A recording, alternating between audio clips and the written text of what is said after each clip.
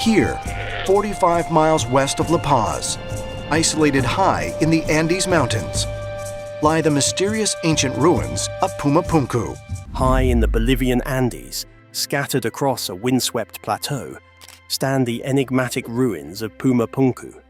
Archaeologists describe it as one of the most baffling ancient sites on Earth. These are the mysterious ruins of Puma Punku, nearly 13,000 feet in the Altiplano of Bolivia. A shattered temple complex built more than 1,000 years ago. Its massive stone blocks, some weighing over 100 tons, are cut with a precision that continues to fuel debate. Recently, AI-powered reconstructions attempted to rebuild the site virtually.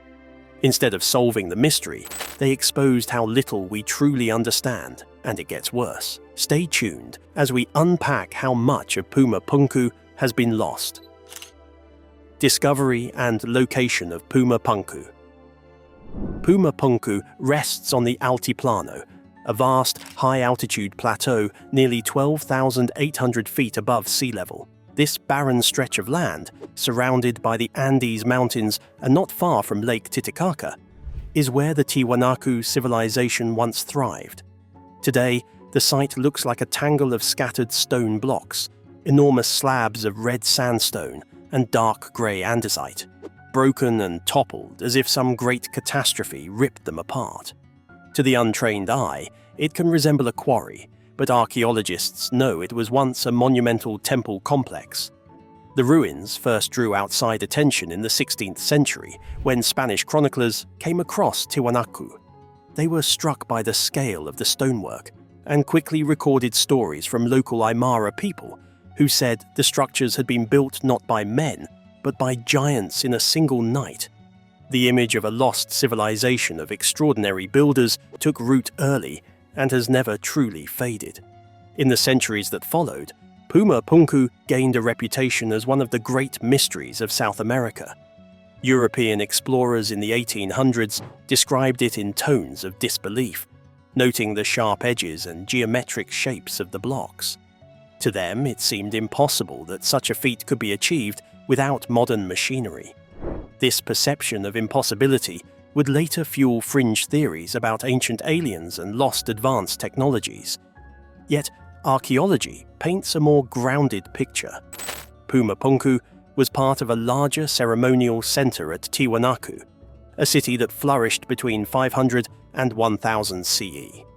Excavations reveal that this was not just an isolated construction site, but the heart of a sophisticated culture, with agriculture, trade networks, and complex spiritual practices. Even so, what makes Puma Punku unique among the ruins of Tiwanaku is its unusual state of destruction. The site doesn't just look abandoned, it looks violently torn apart. That sense of fragmentation, combined with its remote location on the windswept plateau, continues to inspire fascination. For every tourist who arrives today, the first impression is the same one felt by explorers centuries ago. How could such monumental architecture exist here, in such an inhospitable place? To understand Puma Punku, we have to step back and look at the people who built it. Builders and civilization. The site was not the creation of giants, extraterrestrials, or forgotten super technologies. It was the work of the Tiwanaku civilization, one of the most influential cultures in pre-Columbian South America. Long before the rise of the Inca, Tiwanaku stood as the dominant power on the Andean highlands. The Tiwanaku heartland was centered near the southern shores of Lake Titicaca. From this high-altitude base, at over 12,000 feet above sea level, they developed an urban center that would stretch across several square kilometers.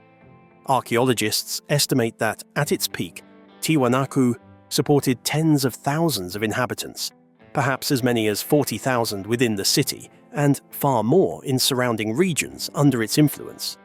It was not a remote village, it was a thriving metropolis by Andean standards. The success of Tiwanaku came down to ingenuity. Farming at such an altitude is notoriously difficult. Thin air, freezing nights, and limited rainfall make conventional agriculture nearly impossible. Yet, the Tiwanaku engineered a system of raised field agriculture, known locally as suka kolus. These were long elevated planting platforms surrounded by water canals. During the day, the sun warmed the water in the canals, and at night, the water slowly released heat, protecting crops from frost. This innovation turned inhospitable land into fertile farmland, allowing Tiwanaku to grow potatoes, quinoa, and other Andean staples on a large scale. Trade networks extended Tiwanaku's reach even further. From the Pacific coast came seashells and fish. From the valleys arrived maize and tropical products. Llama caravans traversed the mountains, carrying goods in and out of the highlands. Tiwanaku's artisans produced ceramics, textiles, and stone carvings, spreading their cultural influence across what is today Bolivia, Peru, and Chile.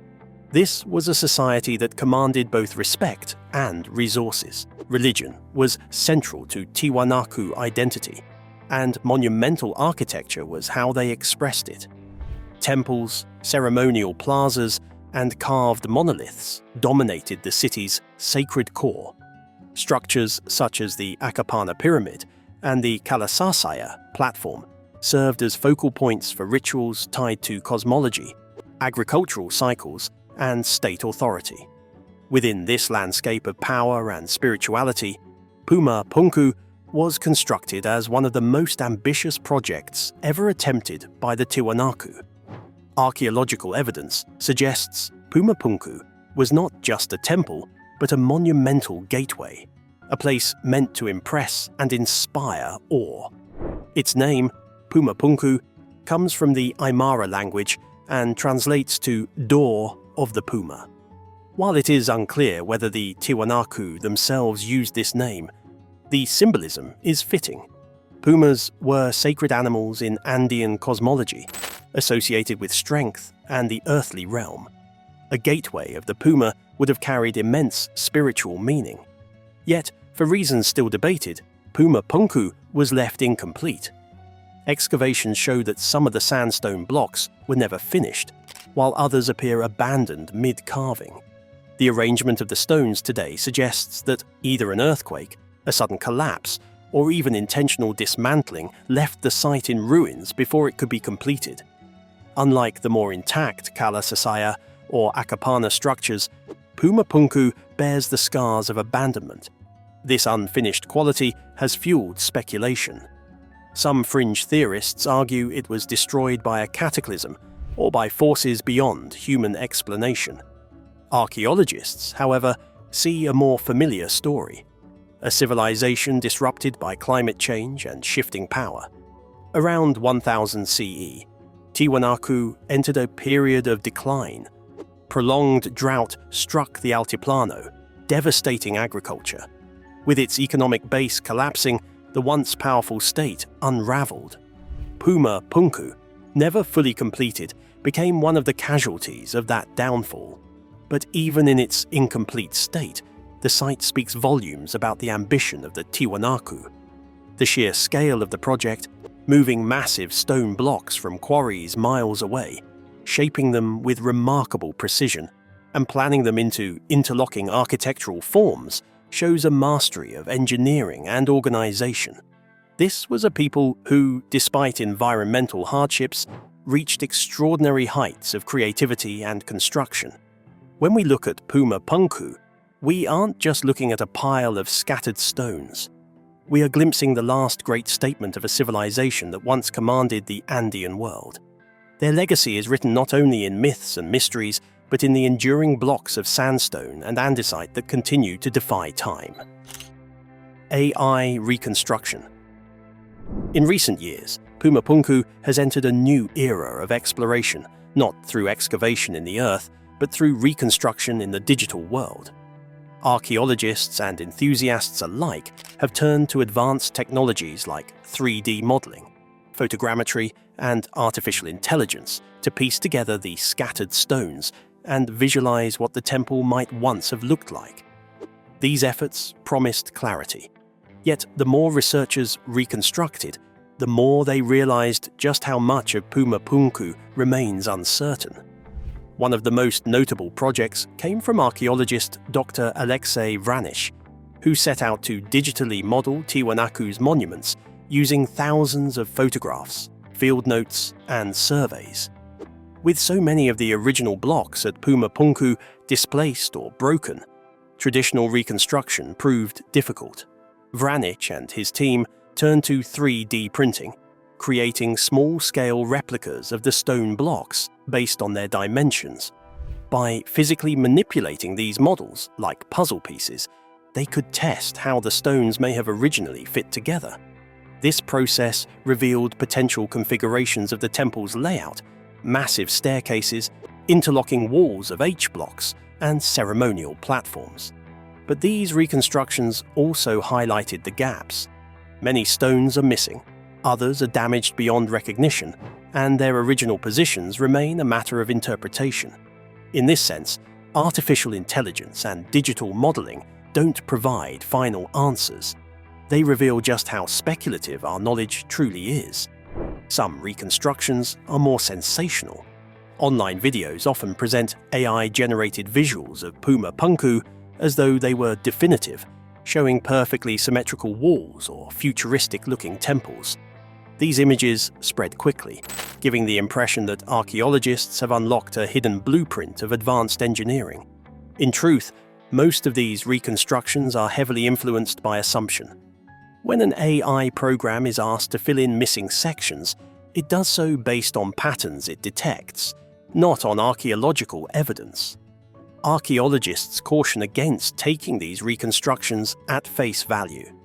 What they do provide, however, is a valuable way of testing theories. For instance, digital modeling has shown how the H-blocks could interlock in earthquake-resistant patterns. It has also allowed researchers to experiment with different arrangements of the staircases and platforms, shedding light on how processions and rituals may have unfolded. These insights, while not definitive, add texture to our understanding of Tiwanaku's ceremonial life. The use of AI also underscores the contrast between mainstream archaeology and popular fascination. Scholars use digital tools carefully, acknowledging the limitations of incomplete data. What you have here are massive blocks of granite scattered like some kids' toy blocks around the site. YouTube videos and documentaries, by contrast, often present reconstructions as proof of ancient secrets or lost civilizations. This tension reflects a broader issue. Puma Punku exists at the intersection of science and myth, where the allure of mystery sometimes overshadows careful evidence. Still, there is no denying the power of reconstruction. To see Puma Punku reimagined, even tentatively, is to glimpse the ambition of its builders. Whether rendered in 3D software, recreated with miniature models, or projected through AI's predictive algorithms, the image that emerges is one of monumental scale and complexity. A temple with gateways, platforms, and interlocking walls rising above the plateau, an awe-inspiring reminder of Tiwanaku's ingenuity. Yet, at the same time, these reconstructions force us to confront the reality that much of Puma Punku is gone. Stones were carried away for later construction, blocks eroded or shattered, records never written. What survives is a fragment, a skeleton of what once stood. Artificial intelligence doesn't erase that loss, it magnifies it. For every visual rendering that inspires wonder, there is an underlying recognition. The full story of Puma Punku may never be recovered. No discussion of Puma Punku is complete without addressing the swirl of theories, both scholarly and sensational, that surround it. More than perhaps any other archaeological site in South America, Puma Punku has become a canvas onto which people project their ideas about lost civilizations, extraterrestrial visitors, and human ingenuity. Theories and controversies. The reasons are obvious. The site looks mysterious, the stonework is undeniably impressive, and the destruction is so thorough that definitive answers remain elusive. Out of this ambiguity, debate has thrived. Mainstream archaeology views Puma Punku as a product of the Tiwanaku civilization. The stones, though massive, were quarried using known techniques. Red sandstone was sourced from local quarries, while the harder andesite came from the Copacabana Peninsula, nearly 90 kilometers away. Transporting such blocks would have been a challenge, but not an impossibility. Studies of Andean engineering show that llama caravans, ropes, sledges, and manpower could move tremendous loads across the high plateau. Ancient builders across the world, from Stonehenge to Easter Island, managed similar feats of transport without advanced machinery. As for the precise cuts and interlocking H-blocks, archaeologists argue that these can be explained by patient stoneworking methods. Hammerstones, chisels, and abrasives such as sand could gradually shape and smooth even the hard andesite. Experimental archaeology has demonstrated that, with time and skill, such precision is achievable. The apparent perfection, when measured closely, often reveals small irregularities that betray hand craftsmanship rather than machine tools. In this view, Puma Punku stands as a testament to the ingenuity and determination of the Tiwanaku people, not evidence of outside intervention. It was an unfinished temple, abandoned during the civilization's decline around 1000 CE, and later damaged by earthquakes and stone removal.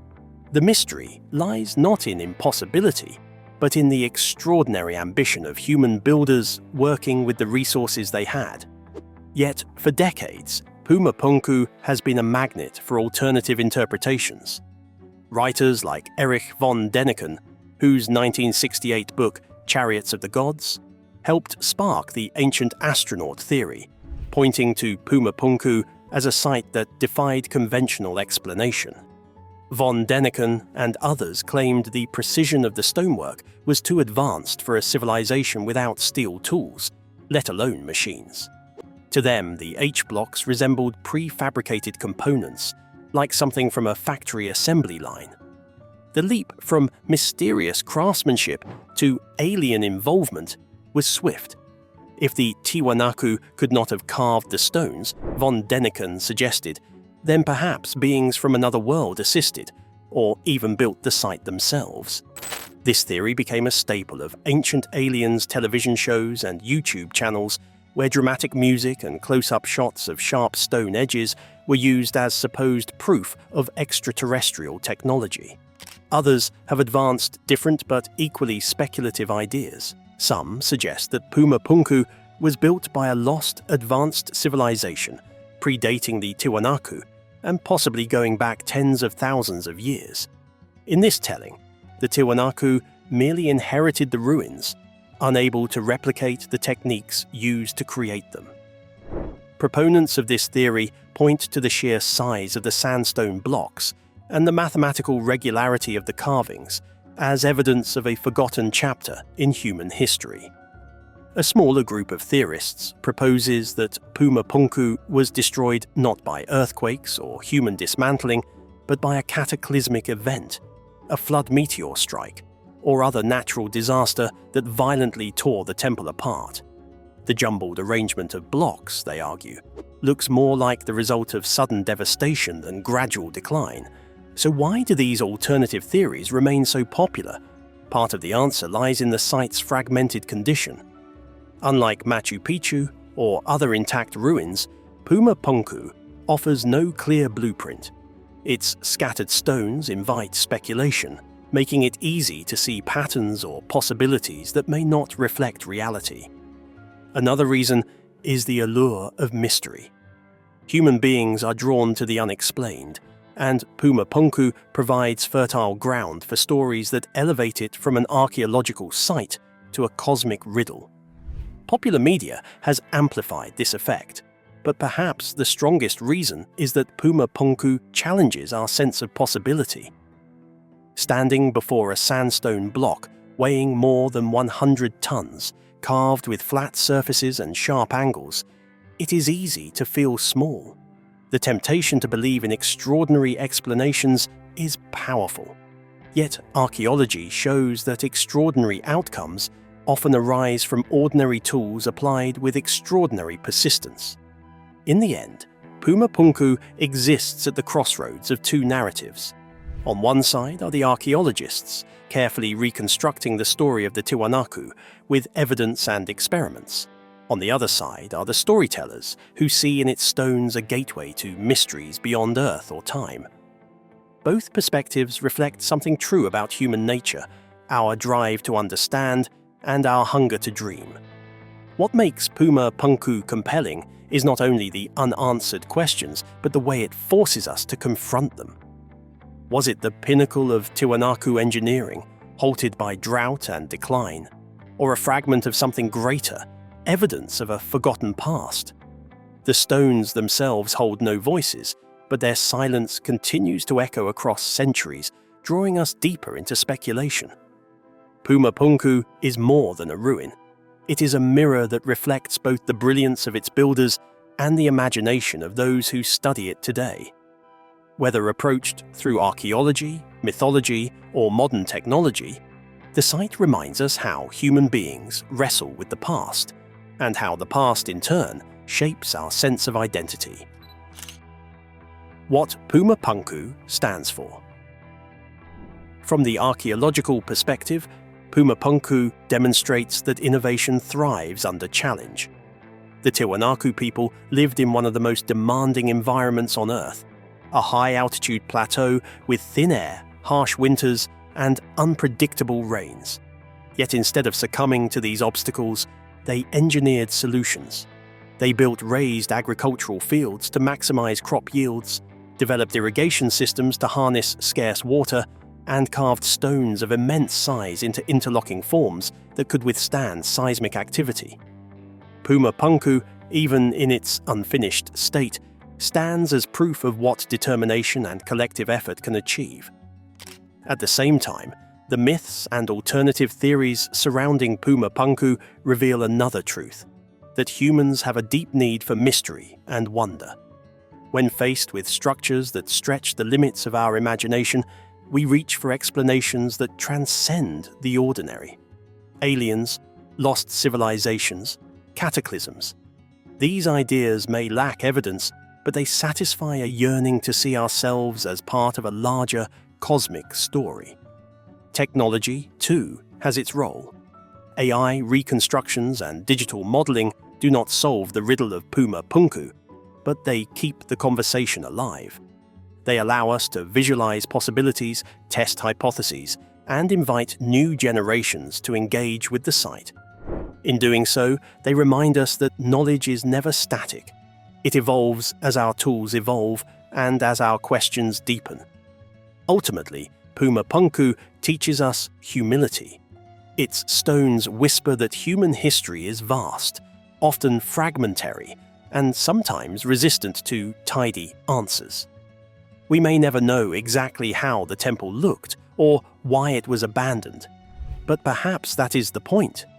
The value of Puma Punku lies not in solving every puzzle, but in inspiring us to keep asking questions about our ancestors, our ingenuity, and the mysteries still hidden in plain sight.